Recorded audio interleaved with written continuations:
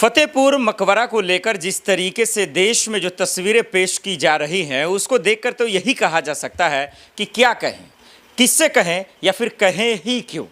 क्योंकि आग लगाने वाले भी वही हैं और आग को सुलझाने वाले नहीं, उसको बचाने वाले भी वही हैं। इसीलिए अफसोस इस बात की है कि ये इतनी घिनौनी और बेशर्मी तस्वीरें हैं, लेकिन सरकार और उस पर राजनीति और सियासत करने वाले लोग कितनी खूबसूरत तरीके से इस साजिश को अंजाम देते हैं। दर्शकों, फतेहपुर मकबरा का जो खबरें आप सबके सामने आ रही हैं और फतेहपुर मकबरा पर जिस तरीके से भगवा लहराया जा रहा है, पूजा अर्चना की जा रही है, जिस तरीके से तमाशा दिखाया जा रहा है, उसको देखकर तकलीफ़ है, बेचैनी है, परेशानी है। लेकिन मेरे पास कुछ नहीं है, और वो इसलिए क्योंकि आज हिंदुस्तान के लोगों ने जिस तरीके से जिनको जिम्मेदारी दी है, रिस्पॉन्सिबिलिटी दी है, उन सब ने ये समझ रखा है कि हम जो चाहे कर सकते हैं, कोई हमारा कुछ बिगाड़ नहीं सकता। देखिए ना, तस्वीरों में ही देखिए ना, स्क्रीन पे देख के आप खुद अफसोस करेंगे। पुलिस हाथ पे हाथ धरकर खड़ी है, दुम दबाकर पूरी तरीके से भागने के फिराक में है।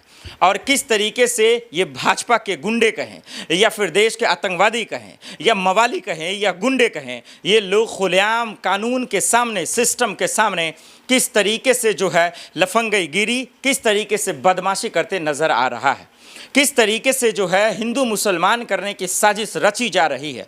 और इसका जो मेन खिलाड़ी है, जो मेन आग लगाने वाला है, वो भाजपा का ही नेता है और उस पर FIR दर्ज तक नहीं होती है। आप इसी से सोचिए ना, इसीलिए मैंने शुरुआत में कहा ना, किससे कहेंगे या क्यों कहेंगे ही और कब तक कहा जाए, क्योंकि आग लगाने वाले भी वही हैं और उसको बचाने वाले भी वही हैं। इसीलिए ये अफसोस होता है यूपी में ये तस्वीरें देखकर, जो सरकार, जो पुलिस, जो मुख्यमंत्री ये डंके की चोट पे कहता हो कि हमारे देश में दरअसल जो है माफिया गुंडे थर थर कांपते हैं भाई, उनके धज्जियाँ उड़ा देते हैं, कैमरे पे गोली भी तो मरवा देते हैं। लेकिन सवाल ये है कि आज की सरकार वहाँ पे नतमस्तक क्यों हो गई।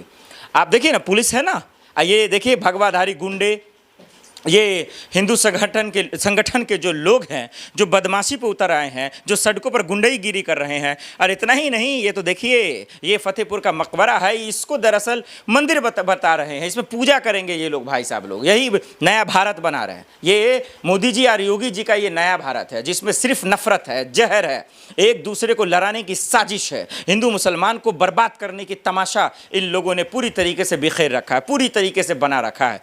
और कुछ बोलिए तो लग जाएगा। ये सिर्फ एक तस्वीर नहीं है, ऐसा भदेरे है, लेकिन दिखाएं तो किसको दिखाएं, कहें तो किससे कहें। ना कोई सुनने वाला है, ना कोई कहीं जो है इसको लेकर आवाज उठाने वाला। ये बेशर्म मीडिया बिक चुकी है, बर्बाद हो चुकी है। तबाही का मंजर देखने में इसको मजा आता है।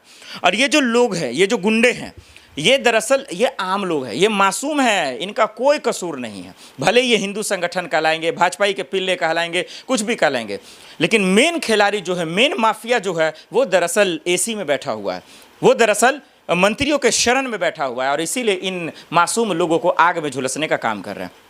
बस सिर्फ खबरें यही है दर्शकों, फतेहपुर मकबरा को लेकर वो मंदिर बनाना चाहते हैं, पहले संभल और अब यहाँ का मामला आ रहा है। और अभी और एक खबरें दिखाएंगे। आज हरियाणा के नूह में फिर से हिंसा हुई दर्शकों, आगजनी हुई, इस पूरी दुकान को जला दिया गया। ये समझिए ये सरकार क्या करना चाहती है। ये उसका नया भारत है जो टोपी से पहचान लेते हैं, जिनको जो है गोली मारो सालों को के नारे देने वाले का ये भारत है। ये कैसा हिंदुस्तान बना दिया है। ये दरअसल लहू लेकर लोगों का क्या देश को देना चाहते हैं, आप क्या बताना चाहते हैं। ये कहीं ना कहीं ये जो मकबरा में हो रहा है दर्शकों, फतेहपुर में, ये बहुत घिनौना है, ये बहुत गलत है कानून के हिसाब से, सिस्टम के हिसाब से। और सरकार खामोश है, मंत्री चुप है। क्यों चुप है, इसका जब खुलासा करूंगा आपके होश उड़ जाएंगे।